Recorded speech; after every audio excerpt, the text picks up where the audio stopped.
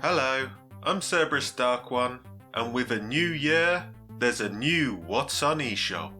From now on, I'm going to try doing these at the beginning of the month rather than the end. I'd also like to focus more on lesser seen games.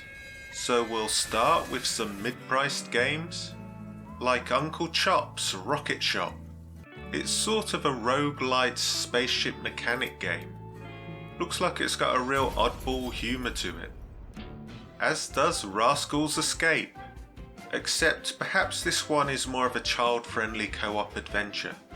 Join Squirrel and Bear on Rascal's scavenger hunt across Europe, climb famous sites and explore each city. Seems like a nice pleasant game for the young ones. And if you like quilts and cats, then this game's for you. Based on the board game, you can play this cozy puzzler solo or in multiplayer. Now this is a truly cozy game, Naiad. A relaxing, minimalist and colourful exploration adventure where you learn to swim like a duck, dive like a fish, and dash like a frog. Created with love by a solo dev. I looked this up. A naiad is a type of nymph that brings life to lakes and rivers. I can't say I knew that before, but this game looks like it's got a really warm heart. How about a change of pace with Anne's Zombie Odyssey? A heart-pounding 2D arcade-style action run and gun as you blast through endless hordes of zombies and take down bosses. 20% off until the 14th. Not bad for what it is. The 2002 survival horror third-person shooter that served as a sequel to the 1982 film, what's that, 20 years? Is back as a remaster. I guess another 20 years later. Where the movie ended, the true terror begins. To be honest, I always found that film a bit boring, but it does have its fans. And the concept of a shape-shifting alien is pretty good. Also pretty good are the low prices on these next few games.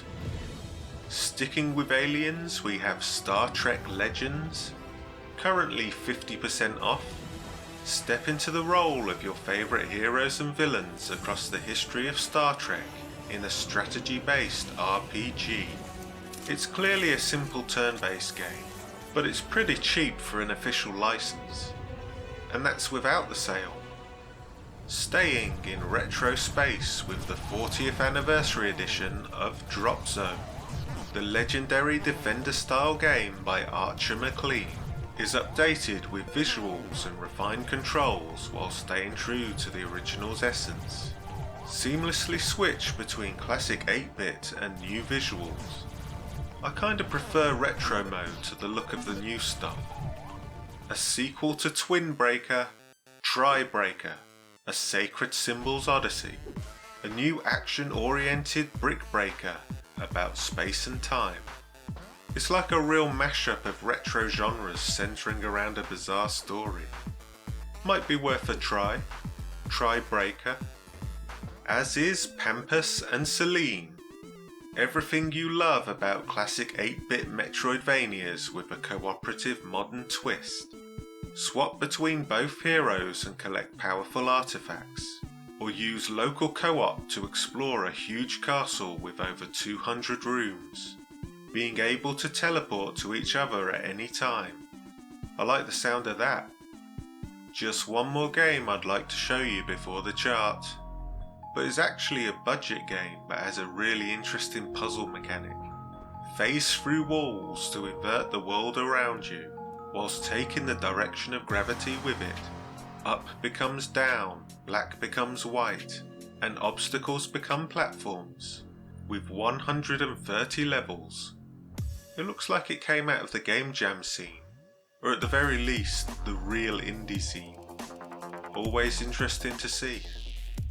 But now for the top 3 new releases heading into January. And fresh from the World Dart Championship, everyone has darts fever, stepping up 6 places for New Year's. Just Dance 2025, and also moving up 6 places, returning back to number 1 from its October debut, it's Super Mario Party Jamboree. And let me close out with my pick for the month. It was a close choice between Naiad and this one. Pine, A Story of Loss, a game about life after love. An interactive and emotional short story told wordlessly through hand-drawn animation and music, designed to be played in a single sitting, about a woodworker grieving the recent passing of his wife. It's not often you see a story like this told from a male perspective. So, that's my pick for January, and I'll see you again next month for another What's on eShop. It will be at the beginning